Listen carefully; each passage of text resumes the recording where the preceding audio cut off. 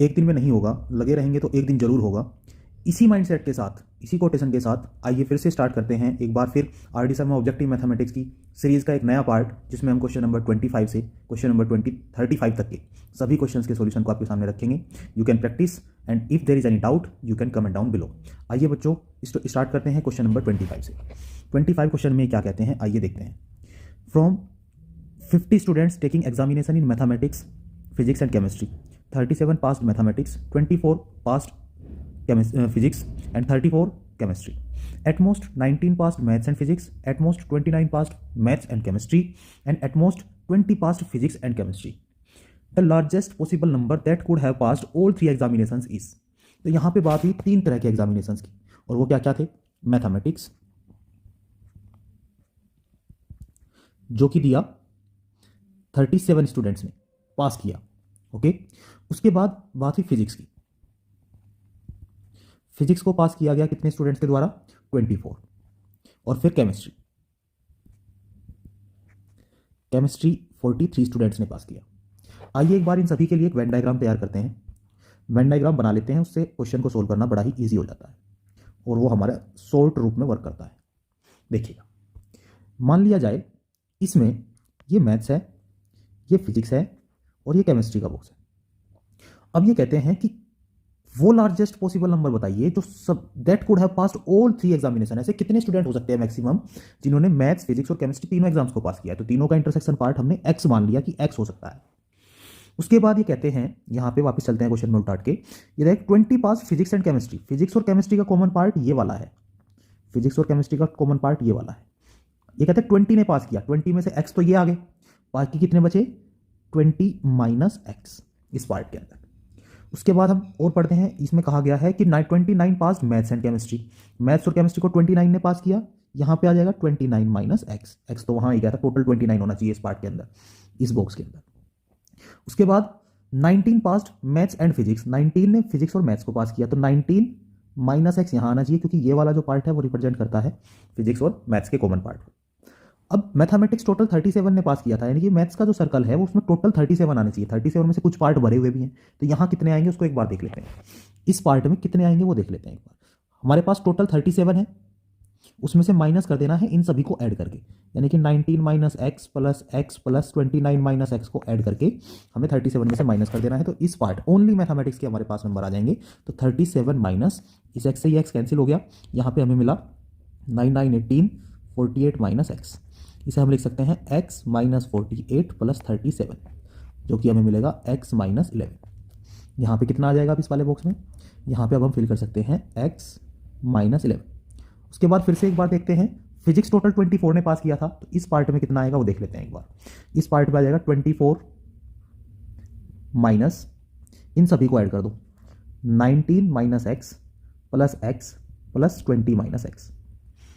24 minus ये x cancel हो गया, 19 और 20 को ऐड करेंगे तो 39 आ जाएगा, माइनस एक्स। यहाँ से हमें मिलेगा x माइनस 39 प्लस 24। तो x माइनस, यहाँ से हमें मिला 9 माइनस 4 5, 3 माइनस 2 1, x माइनस 50। तो इस पार्ट में आ जाएगा x माइनस 50। उसके बाद हम बात कर लेते हैं केमिस्ट्री वाले पोर्शन की। केमिस्ट्री वाले पोर्शन में ये कहते हैं कि हमें टोटल 43 ने पास किया है, तो यहाँ पे कितना आएगा इस वाले पार्ट में ओनली केमिस्ट्री के लिए? वो आएगा 43 माइनस, इन सभी को माइनस करना पड़ेगा इसमें से ऐड करके, 29 minus x plus 20 minus x. ये एक्स कैंसिल हो गया, यहाँ आया 43 माइनस 49 माइनस एक्स, और यहाँ से हमें मिलेगा एक्स माइनस 49 प्लस 43, इसे हम लिख सकते हैं एक्स माइनस 6। तो यहाँ कितना आ गया? एक्स माइनस 6 आ जाएगा। अब अगर हम बात करें कि इन सभी को ऐड करने के बाद टोटल स्टूडेंट्स हमारे पास कितने हैं, इन सभी को ऐड करने के बाद टोटल स्टूडेंट्स हमारे पास हैं 50, जो कि क्वेश्चन में दिया गया है। टोटल स्टूडेंट्स हमारे पास कितने हैं? 50। अब हम इन सभी को ऐड करेंगे और 50 में से माइनस कर देंगे, तो हमें x की वैल्यू मिल जाएगी यहाँ से, और x की ही वैल्यू हमें फाइंड करनी है, और x की ही वैल्यू हमें फाइंड करनी है प्यारे बच्चों। आइए देखते हैं कैसे हम x की वैल्यू को यहाँ पे फाइंड कर सकते हैं। देखिएगा, हमें करना क्या है, हमें यहाँ पे बड़ा ही सिंपल सा क्वेश्चन है ये, हमें यहाँ 50 में से माइनस करना है इन सभी नंबर्स को ऐड करके। देखिए, अगर मैं यही कैंसिल करना चाहूँ तो ये प्लस एक्स जो है, यहाँ x माइनस 15 आया था, ये प्लस एक्स माइनस एक्स से कैंसिल हो जाएगा, ये माइनस एक्स इस प्लस एक्स से कैंसिल हो जाएगा, ये माइनस एक्स इस प्लस एक्स से कैंसिल हो जाएगा। तो हमें यहाँ पे मिलेगा -11 plus 19 minus 15 plus x plus 20 plus 29 minus 6, और इन सभी को सोल्व करते हैं तो यहां से हमें टोटल जो क्वांटिटी है इन सभी को ऐड करने पर हमें ये टोटल क्वांटिटी 50 के इक्वल प्राप्त होगी। 50 में से माइनस नहीं करना, ये टोटल क्वांटिटी हमें 50, ये यूनियन को रिप्रेजेंट करता है एम, पी और सी की, तो 50 के इक्वल हमें यहाँ से मिलेगा। आइए देखते हैं क्या मिलता है। 50 इज इक्वल्स टू, यहाँ से हमें मिला माइनस वाले नंबर्स को तब हम ऐड करेंगे यहाँ से, तो -11 -15 और -6 हमें दिया गया है, तो यहाँ से तब हम इनको ऐड करेंगे। 6 और 5 11 और 1 12 2, यहाँ पे फिर आया 1 1 2 और 3 32 -32 आया। उसके बाद प्लस में कितना आएगा देखिए, पॉजिटिव वाले नंबर 19 20 और 29 है। उसके बाद यहाँ पे अगर हम बात करते हैं 29 9 और 9 18 8 2 4 5 6 68 आ गया, और प्लस में x। यहाँ से अगर आप देखेंगे तो यहाँ आपको क्या दिखाई देगा, 50 इज इक्वल्स टू 8 - 2 6 6 - 3 3 36 आ जाता है, तो x इज इक्वल टू क्या मिल जाएगा यहाँ से 50 - 36 के इक्वल आंसर आएगा। 10 - 6 4 4 - 1 4 - 3 1 14 इस क्वेश्चन का करेक्ट ऑप्शन होगा, डी ऑप्शन इसका बिल्कुल करेक्ट है। देखिएगा यहाँ पे ये जो 50 स्टूडेंट्स हैं वो किस चीज़ को रिप्रेजेंट करते हैं, ये 50 स्टूडेंट्स जो यहाँ लिखे हुए हैं वो रिप्रेजेंट करते हैं M union C union P को, M union C union P को रिप्रेजेंट करते हैं। अब उन सब के यूनियन में से अगर हम बात करें इनका यूनियन की, तो मुझे जहां जहां भी इसके अंदर बॉक्स के अंदर इन सर्कल्स के अंदर एलिमेंट्स लिखे हैं उन सभी को कहीं ना कहीं ऐड करना पड़ेगा, तब हमें यूनियन मिलेगा, जो कि हमने यहाँ पे किया है, और उसको 50 के इक्वल रख दिया। फिर 50 के इक्वल रखने के बाद हमें यहाँ से एक्स की वैल्यू मिल गई, तो इतने सारे एक्स कुछ तो हमने वहीं पे कट कर दिए थे सिंपल करने के लिए, एक एक्स बचा था, बाकी सबको सोल्व करके हमने एक्स की वैल्यू निकाली, 14 हमें मिली, तो डी ऑप्शन इसका करेक्ट आंसर होगा। बात करते हैं नेक्स्ट क्वेश्चन की, क्वेश्चन नंबर 26 की। 26 क्वेश्चन में क्या दिया गया है देखिए, यहाँ ये कहते हैं let Z be the set of all integers and A is equals to, यहाँ पे ए सेट दिया गया है किसके equal, A B, such that a square plus 3b square equals to 28, और यहाँ ए बी जो है वो जेड इंटीजर से बिलोंग करते हैं। दूसरा यहाँ पे एक सेट बी भी दिया गया है, बी सेट के अंदर ये कहते हैं कि A B such that A is greater than B, such जहाँ पे ये जेड से इंटीजर से ही बिलोंग करते हैं। आइए सबसे पहले फर्स्ट सेट जो है हमारे पास ए सेट, उसको सोल्व करने की कोशिश करते हैं उसमें दी गई इक्वेशन को। अगर मैं ए सेट की इक्वेशन यहाँ पे लिखूँ A square plus 3b square is equals to 28, तो यहाँ से हमें देखने को मिलेगा कि ए की जो वैल्यू है वो plus minus under root of 28 minus 3b square के इक्वल होगी कि नहीं होगी। अब यहाँ अगर हम डिफरेंट वैल्यूज रख के देखने की कोशिश करते हैं, पुट करते हैं यहाँ पे वैल्यूज को, अगर मैं यहाँ b की जगह 1 रखता हूँ, b इज इक्वल्स टू अगर मैं यहाँ 1 रखता हूँ, तो a की वैल्यू देखिए क्या आएगी, plus minus under root of 28 minus 3 into 1 का स्क्वायर, यहाँ से मुझे मिलेगा अंडर रूट ऑफ 28 माइनस 3, यानी कि रूट 25 मिल जाएगा, जिससे हमें क्या मिलेगा प्लस माइनस 5 फाइनल आंसर मिलेगा। तो एक पेयर तो हमें ए बी के लिए हमारे पास क्या पेयर्स आए, एक तो हमें मिला 1 and 5, एक मिला 1 and -5। अब मैं ये पेयर्स ए के लिए लिख रहा हूँ, ए सेट हम यहाँ पे बना रहे हैं, सिमिलरली अगर मैं यहाँ पे 1 की जगह -1 रखता, -1 का स्क्वायर होने पे भी अगर -1 रखेंगे उसका स्क्वायर होने पे प्लस का 1 हो जाएगा, सेम हमें प्लस -5 मिलेगा। तो दो पेयर्स और हमें यहाँ से मिल जाएंगे कि -1 रखने पे 5 भी आ सकता है और -1 रखने पे माइनस का 5 भी आ सकता है। 4 पेयर्स तो ये मिल गए हमें। उसके बाद अगर हम यहाँ 2 रखते हैं तो देखिए क्या होता है, अगर b की जगह मैं 2 रखूंगा तो देखिएगा हम कुछ भी इंटीजर से रख रहे हैं यहाँ पे प्लस माइनस में, पहले 1 रखा, अगर मैं 0 रखूंगा तो रूट से बाहर नहीं निकलेगा, इंटीजर नहीं हो पाएगा, इसलिए 0 नहीं रख सकते। 2 रखा मैंने b की जगह तो क्या मिलेगा, a is equals to plus minus under root of 28 minus 3 into 2 का square 4 plus minus under root of 28 minus 12, यहाँ से हमें मिला plus minus under root of 16, तो प्लस माइनस 4 हमें यहाँ से मिल गया 2 रखने पर। इसी तरह से -2 रखने पे भी प्लस माइनस 4 मिलेगा, क्योंकि -2 का स्क्वायर भी प्लस 4 ही होता है। तो कुछ और पेयर्स हमें यहाँ से मिलेंगे और वो क्या होंगे, 2 रखने पे 4 मिला, 2 रखने पे -4 भी आ सकता है, उसके बाद -2 रखने पे 4 और -2 रखने पे -4 भी आ सकते हैं। जितने भी पॉसिबल पेयर्स हैं वो सभी हम यहाँ पे लिख रहे हैं। उसके बाद अगर हम बात करते हैं यहाँ और क्या रख सकता हूँ मैं, और हम क्या रख सकते हैं यहाँ पे, अगर हम बात करें यहाँ 3 रखने की, तो 3 रखने पे हमें क्या मिलेगा देखिएगा, अगर हम 3 रखते हैं b की जगह तो a इक्वल्स टू क्या मिलेगा, plus minus under root of 28 minus 3 into 3 का स्क्वायर 9, 9 3 जा 27, प्लस माइनस रूट 1 मिल जाएगा 28 माइनस 27, तो प्लस माइनस 1 मिलेगा। इसी तरह से -3 रखेंगे उसका भी स्क्वायर 9 ही होगा और सेम प्लस माइनस 1 आंसर देगा। तो और क्या पेयर्स आ जाएंगे, और यहाँ पे पेयर्स आ सकते हैं फिर हमारे पास, हमने क्या रखा था b की जगह 3, आंसर आए थे 1 और -1, इस तरह से कुछ करके हमें आंसर्स मिले थे। आई थिंक हम b की वैल्यूज रख रहे हैं, तब हम a की वैल्यूज को निकाल रहे हैं। यहाँ पे a की वैल्यूज हमारे पास आ रही है और हमारा जो सेट है वो a b है, तो इसको मैं दोबारा से एक बार लिख के दिखा देता हूँ आपको अच्छे से क्या होगा, ध्यान से देखिएगा। a जो सेट बनेगा उसकी जो रोस्टर फॉर्म होगी वो बनेगी, तब हमने b की जगह सबसे पहले 1 रखा था तो a की वैल्यू प्लस माइनस 5 आई थी, तो ये तो पहले लिखे जाएंगे ना, यहाँ पे आएगा 5, a की वैल्यू पहले लिखी जाएगी और b की वैल्यू बाद में, 5 1 5 -1, इसी तरह से यहाँ आ सकता है -5 1 एंड -5 -1। सिमिलरली तब हमने सेकंड पे क्या रखा था, यहाँ पे 2 रखा था, तो 2 रखने पे हमें क्या मिला, +-4 मिला, तो 4 2 4 -2 रखने पे भी आएगा, -4 2 रखने पे भी आ सकता है, और -4 -2 रखने पे भी आ सकता है। उसके बाद फिर हमने 3 रखा था, बी की जगह वैल्यू रख रहे हैं, सेकंड वाले की वैल्यू रख रहे हैं, फर्स्ट वाले की वैल्यू आ रही है, हमने उल्टा लिख दिया था स्टार्टिंग। तो यहाँ पे हमें क्या मिलेगा, यहाँ पे हमें यहाँ से मिल जाएगा क्या वैल्यू मिली थी, 1 मिली थी हमें, यहाँ पे वैल्यू क्या मिली थी, 1 मिली थी, 3 रखने पे मिली थी, तो 1 एक आंसर है, 1 रखा, 3 रखने पे 1 आया था। उसके बाद -1 भी आ सकता है 3 रखने पे, 1 आ सकता है -3 रखने पे भी, और -1 आ सकता है -3 रखने पे भी। ये सेट ए कंप्लीट बन गया अब आपका, ये ए सेट हमारा अब कंप्लीट हो गया। बी सेट के अंदर क्या है, ऐसे एलिमेंट्स हैं जिसमें पहले वाला एलिमेंट दूसरे वाले से बड़ा हो और वो दोनों ही इंटीजर से बिलोंग करते हो। तो हमें ए इंटरसेक्शन बी में एलिमेंट्स बताने हैं क्या होंगे। देखिए बी एक इनफाइनाइट सेट हो सकता है, 1 2 भी हो सकता है भाई, यहाँ 1 बड़ा है क्या 2 से, नहीं, तो यहाँ हमें ऐसा लेना जैसे 1 0 ले लिया, 2 0 ले लिया, 3 0 ले लिया, 4 0 ले लिया, यानी कि फर्स्ट वाला एलिमेंट दूसरे वाले एलिमेंट से बड़ा होना चाहिए और दोनों ही इंटीजर्स होने चाहिए। तो इन दोनों के इंटरसेक्शन में वो वाले एलिमेंट्स आ जाएंगे जो ए के अंदर हैं और इस तरह से हैं कि पहले वाला एलिमेंट दूसरे वाले एलिमेंट से बड़ा है, फर्स्ट एलिमेंट दूसरे एलिमेंट से बड़ा है। तो ऐसे कौन कौन से हैं इसके अंदर भाई, 5 1 से बड़ा है, एक तो यही हो गया, 5 -1 से भी बड़ा है, एक ये हो गया, -5 1 से बड़ा नहीं है, छोड़ देंगे, -5 -1 से बड़ा नहीं है, छोड़ देंगे, 4 2 से बड़ा है, 4 -2 से भी बड़ा है, -4 2 से बड़ा नहीं है, -4 -2 से बड़ा नहीं है, 1 3 से बड़ा नहीं है, छोड़ दीजिए, -1 3 से बड़ा नहीं है, 1 -3 से बड़ा है, -1 -3 से बड़ा है। तो टोटल कितने एलिमेंट्स आए जो कि ए इंटरसेक्शन बी में आएंगे, जिन पे मैंने सर्कल किया है वही ए इंटरसेक्शन बी के एलिमेंट्स हैं, कि बी के वो एलिमेंट्स जिसमें ए बड़ा हो बी से, जो कि बी के अंदर भी आने वाले हैं। तो ए इंटरसेक्शन बी में टोटल कितने एलिमेंट्स आएंगे, 1 2 3 4 5 एंड 6। तो इसका सी ऑप्शन करेक्ट होगा, टोटल एलिमेंट्स इसके अंदर 6 आएंगे, टोटल एलिमेंट्स इसके अंदर 6 आएंगे। ठीक है, आइए बात करते हैं क्वेश्चन नंबर 27 की। 27 क्वेश्चन में क्या कहते हैं, in a class of 35 students 17 have taken mathematics, 10 have taken mathematics but not economics. If each student has taken either mathematics or economics or both, then number of students who have taken economics but not mathematics।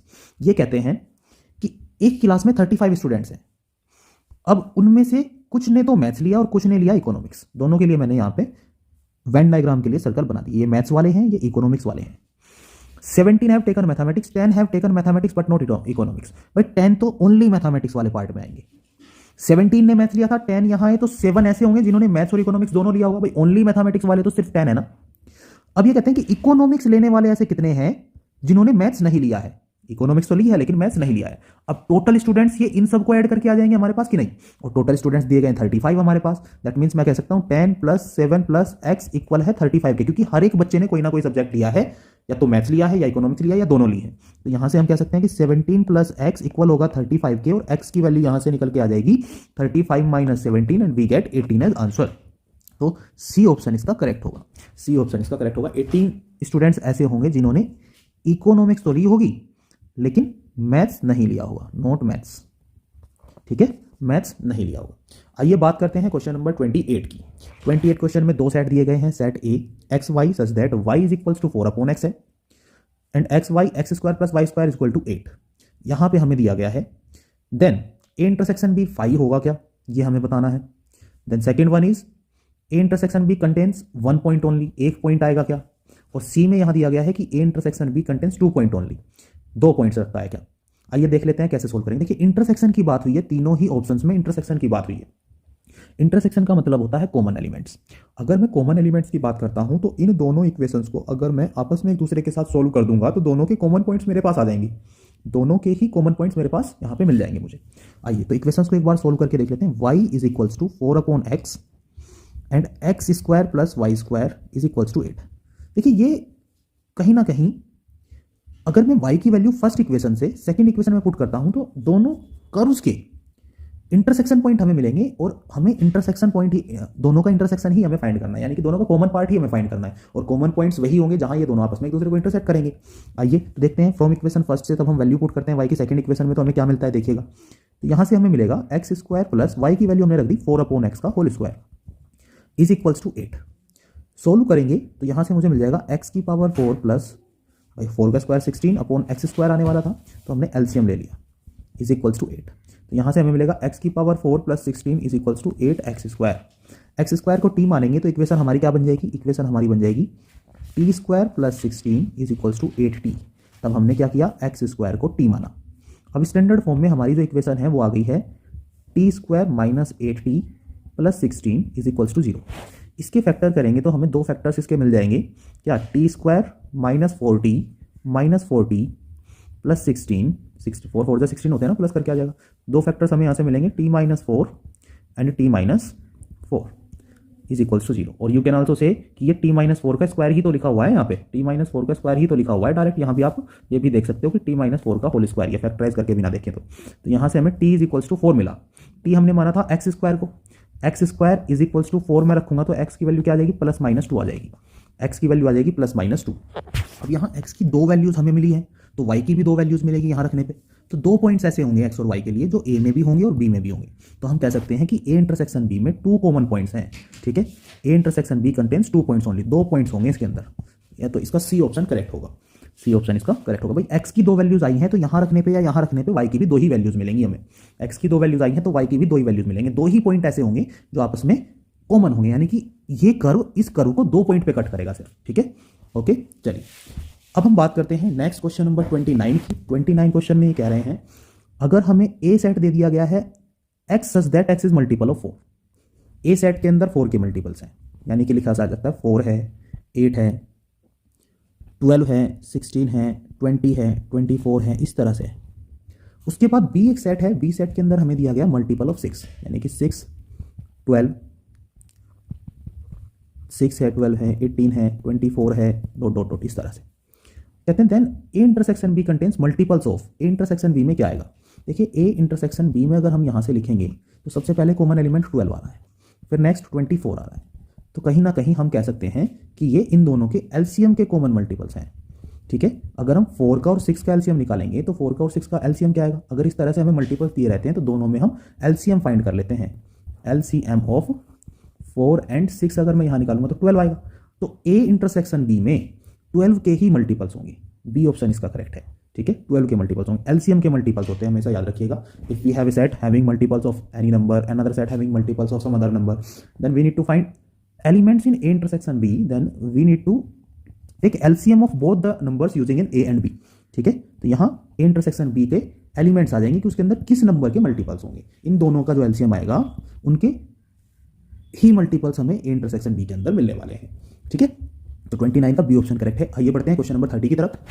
30 question में भी दो sets आपको दिए गए हैं, तो दो sets में यहाँ पे क्या दिया गया है देखिएगा, x y such that x square plus y square is equals to 4, x square plus y square is equal to 4।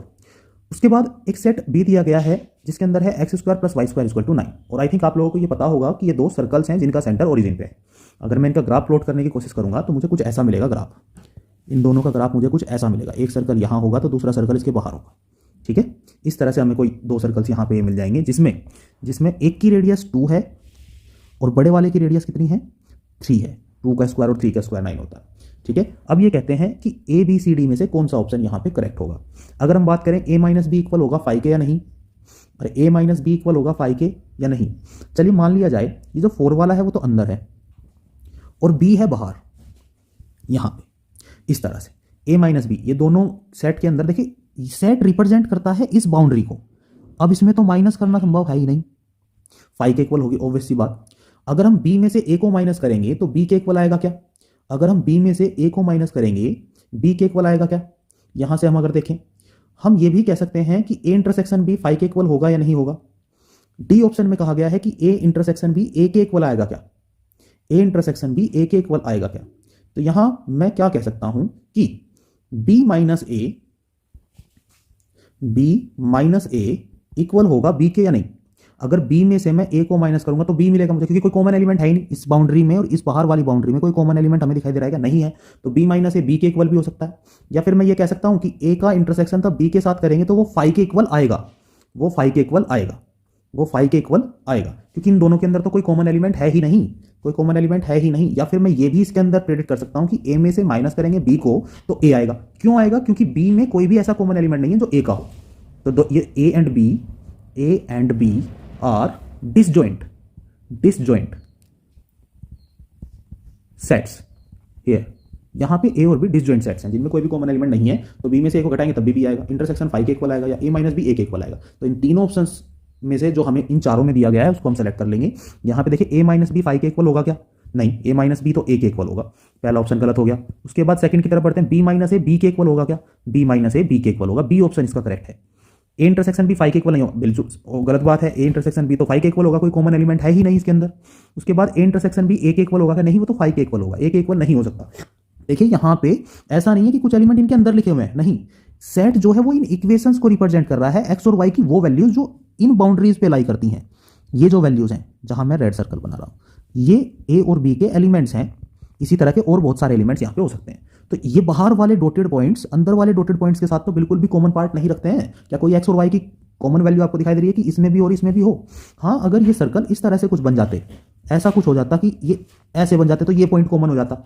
अब तो यहाँ पे कोई भी कॉमन पॉइंट नहीं है, उसके पॉइंट्स अलग हैं और इसके पॉइंट्स अलग हैं, इसलिए हम कह सकते हैं यहाँ पे कि b माइनस ए बी के ही इक्वल होगा, क्योंकि a और b डिसजॉइंट सेट्स हैं यहाँ पे। आइए बात करते हैं नेक्स्ट क्वेश्चन नंबर 31 की। 31 क्वेश्चन में कहते हैं कि हमारे पास एक सेट a है जिसमें एक्स वाई एलिमेंट्स हैं इस कर्व के ऊपर, y square equal to x पे जितने भी पॉइंट्स हैं उनके ऑर्डर्ड पेयर का सेट है a। b सेट के अंदर, ये a के अंदर है, b सेट के अंदर क्या दिया गया है? y इक्वल है मोड ऑफ x के, y इक्वल है मोड ऑफ x के। तो यहां पे अगर हम बात करें कि इन चारों ऑप्शंस में से, देखो यहां पे भी इंटरसेक्शन ही दिया गया है, यहां पे भी इंटरसेक्शन ही हमें दिया गया है। तो यहां हमें बताना है कि इंटरसेक्शन 5 के इक्वल होगा, सिंगलटन होगा, या 2 एलिमेंट्स रखेगा या 3 एलिमेंट्स रखेगा, कितने एलिमेंट्स रखेगा। देखिए आइए अगर मैं इसका कर्व बनाने की कोशिश करूं तो कैसे बनेगा कर्व, देखिएगा। अगर हम इसका कर्व बनाते हैं तो हमें कुछ इस तरह का फिगर मिलेगी यहाँ पे, सॉरी एक minute, y square equal to 4ax right handed parabola होता है, या तो इधर को बनेगा। अगर मैं 1% इसको ऐसा भी कह दूं कि ये y square equal to x, अगर एक्स की वैल्यू नेगेटिव हम लेंगे, क्योंकि नंबर हो सकती है एक्स और वाई की वैल्यूज, तो वो नेगेटिव साइड की तरफ भी बन सकता है ऐसे, अगर एक्स की वैल्यू माइनस में होगी। और y equal to mod of x का तो आप सभी को पता ही होगा कि वो तो ऐसी एक लाइन बनती है जो कि नेगेटिव साइड में जा ही ना सकती। एक्स की वैल्यू नेगेटिव होगी तब भी वाई ऊपर जाएगा, और वाई की वैल्यू एक्स की वैल्यू पॉजिटिव होगी तब भी वाई पॉजिटिव ही रहेगा मोड की वजह से। तो इन दोनों ने आपस में कितने पॉइंट्स पर इंटरसेक्ट किया? एक तो यहां इंटरसेक्ट किया और एक यहां इंटरसेक्ट किया। तो there are 2 common points within set A and set B. Set B और सेट ए में 2 कॉमन पॉइंट्स हमें मिले, तो इसे मैं कह सकता हूं ए इंटरसेक्शन बी के अंदर 2 एलिमेंट्स हैं। सी ऑप्शन इसका करेक्ट होगा, इस क्वेश्चन में सी ऑप्शन करेक्ट होगा। ठीक है, यहां पे सी ऑप्शन इसका करेक्ट माना जाएगा, क्योंकि 2 कॉमन पॉइंट्स आए हैं दोनों ही कर्व्स के, और इंटरसेक्शन में कॉमन पॉइंट्स ही लिखे जाते हैं, only 2 common points are there. तो 2 कॉमन पॉइंट्स हैं, तो हम कह सकते हैं कि A intersection B contain 2 elements only. A intersection B में 2 एलिमेंट्स होंगे। बात करते हैं क्वेश्चन नंबर 32 की। 32 क्वेश्चन में भी हमें 2 ही यहां पे सेट दिए गए हैं, और वो सेट्स क्या हैं देखिएगा। 2 ही सेट्स हमें यहां पे दिए गए हैं, वो सेट्स क्या हैं देखिएगा। अगर हम बात करते हैं फर्स्ट सेट की, तो फर्स्ट सेट में वो कहते हैं कि थीटा रिप्रेजेंट करता है एलिमेंट ऑफ सेट ए को इस तरह से कि कोस थीटा की वैल्यू -1/2 से बड़ी आए, और थीटा की वैल्यू 0 या 0 से बड़ी, पाई या पाई से छोटी हो सकती है। अगर हम बात करें बी सेट की, तो बी सेट में भी थीटा है जो कि साइन थीटा ग्रेटर देन 1/2 होना चाहिए, 1/2 से बड़ा होना चाहिए, और यहां पे थीटा की वैल्यू 3/2, पाई/3 से बड़ी या उसके इक्वल, और पाई से छोटी या उसके इक्वल हो सकती है। तो अगर हम बात करते हैं यहां पे -1/2 से बड़ी वैल्यूज के लिए, -1/2 से बड़ी वैल्यूज के लिए, तो यहां पे हमें पता है कि साइन थीटा -1/2 से 1 तक की अगर वैल्यू लेता हूं, साइन थीटा में 1/2 आता है पाई/6 पे, और 1 आता है पाई/2 पे। इसी तरह से अगर हम कोस थीटा की बात करें, कहां से कहां तक, -1/2 से 1 तक की वैल्यूज के लिए, तो वो आएगा पाई माइनस पाई/3 पे, और 1 आएगा 0 पे, यानी कि ये 2 पाई/3 पे आएगा और 0 पे आएगा। अब इन दोनों का इंटरसेक्शन पार्ट हमें बताना है क्या होगा, इन दोनों में वैल्यूज कहां से कहां तक आएंगी, इन दोनों में वैल्यूज कहां से कहां तक की आएंगी।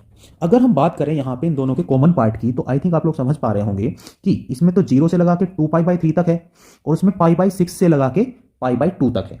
तो यहां कॉमन पार्ट हमारे पास इन दोनों का क्या आ जाएगा, इन दोनों का कॉमन पार्ट थीटा के लिए मैं समझता हूं कि पाई/3 से कहां तक मिलेगा हमें, पाई/3 से और 2 पाई/3 तक का लास्ट जाएगा, ये 2 पाई/3 तक का कॉमन पार्ट हमें यहां पे मिलेगा। तो इसका ऑप्शन ए करेक्ट होगा कि ए इंटरसेक्शन बी में थीटा की जो वैल्यू है वो पाई/3 से बड़ी है या पाई/3 है, और 2 पाई/3 से छोटी है या उसके इक्वल है। ओके स्टूडेंट्स, बात करते हैं क्वेश्चन नंबर 33 की। 33 क्वेश्चन में ये कहते हैं इन रूल मेथड किसको कहते हैं, रूल मेथड जो है वो सेट बिल्डर का ही दूसरा नाम है, सेट बिल्डर फॉर्म का ही दूसरा नाम है। Another name of set builder form ही रूल मेथड कहलाता है। ये कहते हैं the rule method, in rule method the null set is represented by, null set को कैसे रिप्रेजेंट करते हैं भाई, 5 से तो सिंबल रिप्रेजेंट हो गया, 0 ये नल सेट को रिप्रेजेंट करता ही नहीं है, 5 उसका सिंबल हो गया।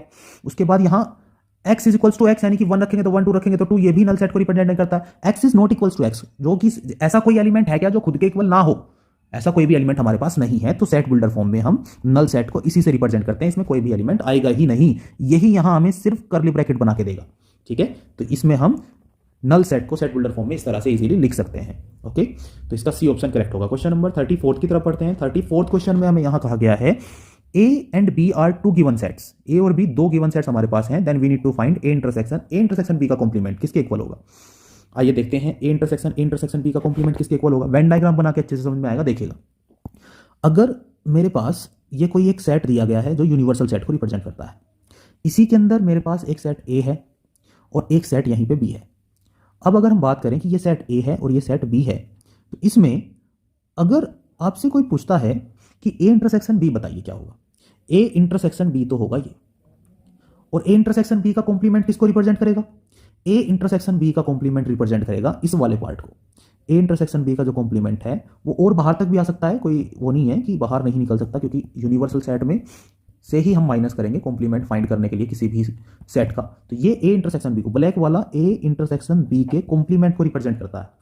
अब इस ब्लैक वाले पार्ट के साथ हमें कॉमन पार्ट बताना है, ए का कौन सा है, ए का कॉमन पार्ट कौन सा है। अगर मैं बात करूं ए इंटरसेक्शन बी की, तो ए वाला पार्ट क्या है, ए वाला पार्ट किसको रिप्रेजेंट कर रहा है, ए वाला पार्ट रिप्रेजेंट कर रहा है इस पार्ट को। अब ऑरेंज और ब्लैक का एंड ब्लैक, इन दोनों शेडेड पोर्शंस को अगर आप देखो कहां है ये दोनों कॉमन, ये ए के उस पार्ट में है जहां बी ना हो, जहां बी न हो। तो यानी कि हम कह सकते हैं कि ए इंटरसेक्शन बी का कॉम्प्लीमेंट इक्वल होगा किसके, ए का वो पार्ट जिसमें बी नहीं है, ए का वो पार्ट जिसमें बी नहीं है। तो इसके अंदर कौन से एलिमेंट्स आ जाएंगे यहाँ पे, ए इंटरसेक्शन बी डैश, यानी कि बी का कॉम्प्लीमेंट मैं यहाँ पे कह सकता हूँ। भाई देखिए, ए कंप्लीट तो नहीं आया है तो पहला नहीं होगा, बी आया ही नहीं है दूसरा भी नहीं होगा, 5 एमपीटी सेट तो नहीं है, इसके अंदर तो कुछ ना कुछ एलिमेंट होंगे, सी भी नहीं होगा। तो ए का वो पार्ट जिसमें बी के एलिमेंट्स ना हो, उसका कॉमन पार्ट जो है इसको रिप्रेजेंट करेगा, यहाँ पे इसको रिप्रेजेंट करेगा। ओके, तो यहां ए इंटरसेक्शन बी का कॉम्प्लीमेंट, डी ऑप्शन करेक्ट होगा 34 क्वेश्चन का। आइए बात करते हैं क्वेश्चन नंबर 35 की। 35 क्वेश्चन में हमें यहां क्या दिया गया है, देखिएगा, ये कहते हैं एन यू यूनिवर्सल सेट के अंदर 700 एलिमेंट्स हैं, ए सेट के अंदर हमारे पास 200 एलिमेंट्स हैं, और एन बी सेट के अंदर हमें दिए गए हैं 300 elements. N A intersection B में हमें दिया गया है 100 elements. We need to find n A complement intersection B complement, ये हमें फाइंड करना है किसके इक्वल होगा। आइए देखिए कैसे फाइंड करेंगे, ध्यान से सुनिएगा। हमें पता है यहां पे n A complement intersection B complement equal होता है एन ए यूनियन बी के होल कॉम्प्लीमेंट के, होता है कि नहीं, बिल्कुल होता है। अगर किसी को फॉर्मूले में कोई भी प्रॉब्लम है तो आप सेट की कॉन्सेप्ट वीडियो भी इसी चैनल में दूसरी प्लेलिस्ट में देख सकते हैं। ठीक है, अब यहां पे n A dash intersection B dash n A union B के डैश के बराबर होता है, कॉम्प्लीमेंट के बराबर होता है, और ये किसके इक्वल होता है भाई, ये होता है यूनिवर्सल सेट में से, तब हम माइनस कर देंगे एन ए यूनियन बी को, तब हमें ये मिलेगा। तो हमें ये फाइंड करना है, ये हमारे पास है, इसको मैं इजीली फाइंड कर सकता हूं by using the formula N A union B is equals to N A plus N B minus N A intersection B. इन सभी की वैल्यूज मेरे पास इजीली अवेलेबल है, 200 प्लस 300 माइनस इंटरसेक्शन में कितने हैं भाई, 100 एलिमेंट्स हैं, तो यह आ जाएगा टोटल 400 के इक्वल। अब अगर मैं इसकी वैल्यू निकालना चाहता हूं तो एन यू के अंदर 700 एलिमेंट्स हैं, लिख लेते हैं। अब हमें निकालना है n A dash intersection B dash की वैल्यू को, जो कि n U minus N A intersection n A union B के इक्वल है, जो कि अभी हमने यहाँ पे ऊपर बताई है। तो n A dash intersection B dash equal होगा 700 माइनस 400, किसके इक्वल आ जाएगा, 300 के इक्वल। यही इसका करेक्ट आंसर होगा, यही इसका करेक्ट आंसर होगा, 300 ही इसका करेक्ट आंसर होगा। इसका करेक्ट आंसर कितना होगा, 300। तो सी ऑप्शन इसके अंदर हम मान सकते हैं कि सही है, बिल्कुल करेक्ट ऑप्शन इसका होगा सी। तो इस वीडियो में यहीं तक के क्वेश्चन को एंड करते हैं। नेक्स्ट वीडियो में हम RD. Sharma objective mathematics chapter number set जो है हमारा, उसके बाकी बचे हुए क्वेश्चंस जो हैं एक्सरसाइज के, वो सभी कवर करेंगे। आई थिंक 45 क्वेश्चंस के आसपास हैं एक्सरसाइज के अंदर। नेक्स्ट वीडियो लास्ट वीडियो होगी इस चैप्टर से रिलेटेड, फिर हम नेक्स्ट चैप्टर की वीडियो आपके लिए प्लेलिस्ट में डाल देंगे, एक सेपरेट प्लेलिस्ट में, you can watch it down. और इन सभी का लिंक डिस्क्रिप्शन में आपको मिल जाएगा, अगर आपको कोई भी वीडियो देखनी है तो you can check it out. Okay, so please like, share and subscribe to the channel for further important questions and important question class. If there is any query, you can comment down.